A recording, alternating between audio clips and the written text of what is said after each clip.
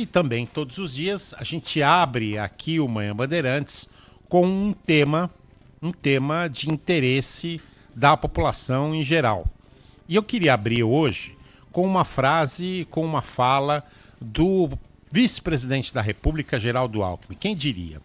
Vice-presidente da República que já foi governador de São Paulo por 4 vezes, governador de São Paulo muito querido, com grandes índices de aprovação, mas que ideologicamente hoje está do outro lado do balcão. Ele mudou, ele pulou o muro. Ele era um homem de direita, já foi até acusado de ligações com a Igreja Conservadora, a Igreja Católica Conservadora, e hoje veste o bonezinho do MST por aí.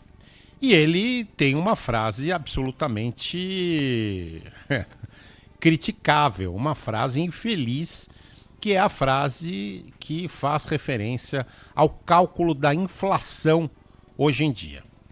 Nós sabemos que a inflação foi alta no mês passado e que a inflação, principalmente que a gente sente no nosso bolso, não necessariamente a inflação dos números, mas a inflação que a gente sente no nosso bolso é muito maior do que aquela inflação oficial que vem do governo, do IBGE, o Instituto Brasileiro de Geografia e Estatística, que calcula isso. Nos últimos anos, o Brasil tem enfrentado desafios econômicos significativos. A inflação se tornando uma preocupação central para cidadãos, formuladores de políticas.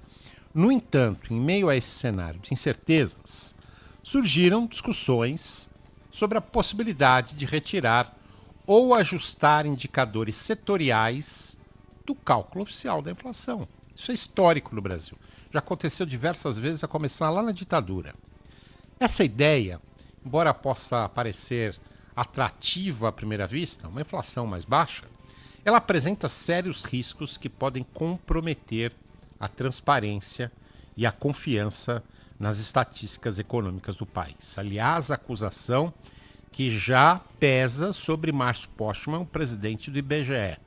Ele é criticado pelos seus próprios pares exatamente por, em alguns momentos, forçar determinados cálculos que fogem dos padrões técnicos. Mas, primeiramente, é fundamental reconhecer que a inflação é uma medida complexa que reflete o aumento dos preços de bens e serviços consumidos pela população. Ajustar ou excluir determinados setores do cálculo da inflação pode criar uma visão distorcida da realidade econômica enfrentada por todos nós.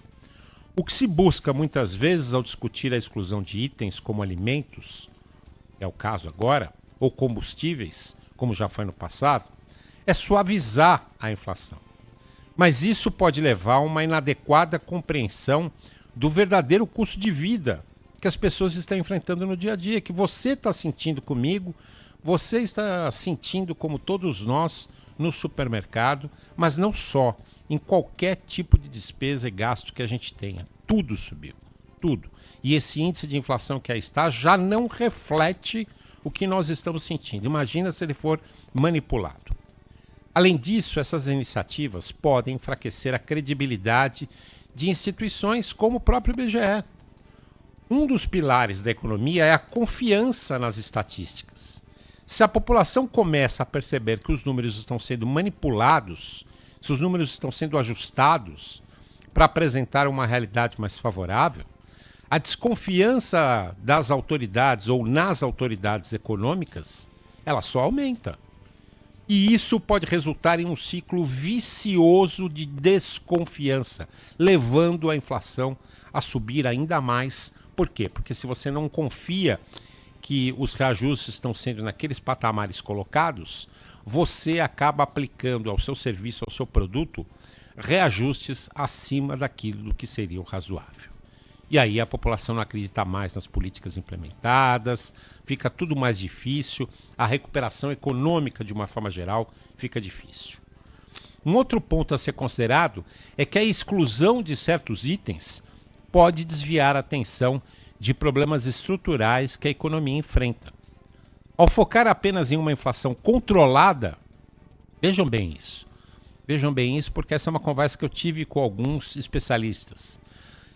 Ao considerar apenas uma inflação controlada, corre-se o risco de ignorar as causas da alta de preços, como especulação, como a falta de competitividade em setores específicos, ou impactos de políticas fiscais inadequadas, que é muito do que acontece hoje no Brasil. Em vez de buscar soluções que abordem esse problema, a tendência pode ser mascará-los, e aí perpetuando um ciclo de ineficiência e insatisfação.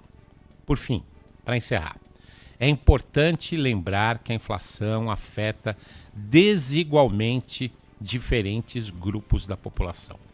Os mais vulneráveis gastam uma parcela maior da sua renda em alimentos e transporte. São os mais impactados por aumento de preços nesses setores.